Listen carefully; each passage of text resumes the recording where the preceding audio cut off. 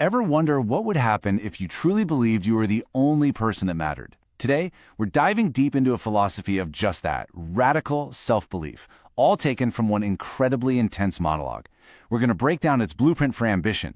But is it a path to success, or is it a warning? Let's get into it.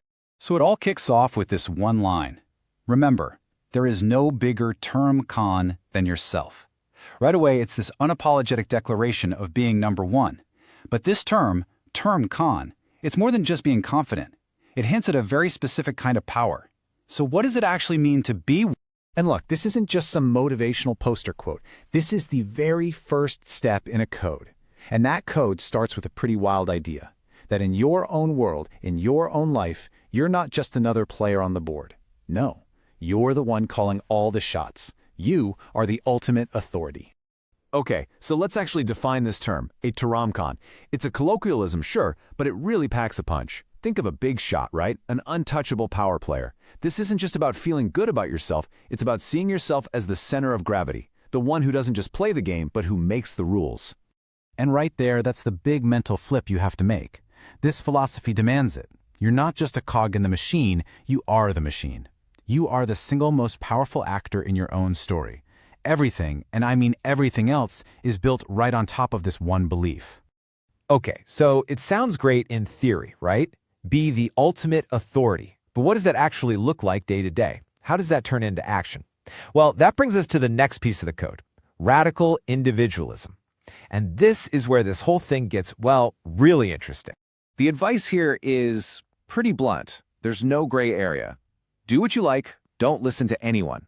Now, this isn't just telling you to be a little more independent. It's a command to basically build a fortress around your own judgment and tune out every single outside voice. And you can see how it's framed here. It's a choice, a really stark one. On one side, you've got your internal compass. That's your only guide, your true north. And on the other side, literally everything else. Friends, family, society, you name it. In this code, all of that is just noise, a distraction you have to filter out. So, if you're tuning out everyone else's opinions, you can probably guess where this is headed next. And yeah, this is probably the most controversial piece of the Turram Khan mindset. It's not just about ignoring advice. It's about actively tearing down the external rulebooks we're all taught to live by. And this is the big question, isn't it? The one we all think of immediately. If you only listen to yourself, what happens to things like community, or shared values, or even, basic morality?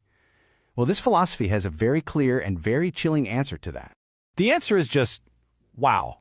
It's blunt. It's honestly a little shocking. Definitely not to talks of humanity. So this goes way beyond just ignoring career advice. This is a complete rejection of a shared moral code if it gets in the way of what you want. So let's try to understand the thinking here. From this point of view, big ideas like humanity or the greater good are seen as potential weaknesses. They're like chains that can hold you back, dilute your focus, and slow you down. The goal is everything, and anything that hinders that goal has to go. All right, so let's say you've done it. You see yourself as the ultimate authority. You've cut out all the noise. Now what? What do you do with all that power? This is where the philosophy gets into setting goals, and it demands an absolutely extraordinary level of ambition.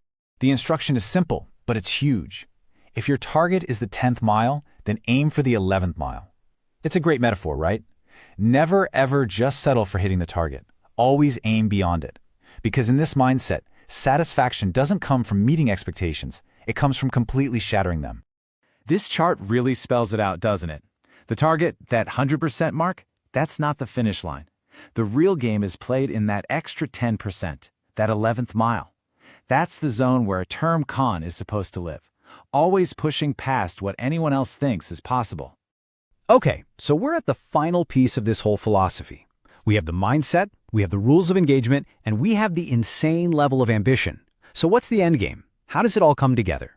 Well, it ends with one final, powerful call to action. And this is it, the final command. And it is intense. Strike such a blow that their minds spins. This is the peak of the whole philosophy. It's not about taking small wins. It's about making a single decisive move that's so powerful it completely rewrites the rules for everyone else. So the final move has to be something no one forgets.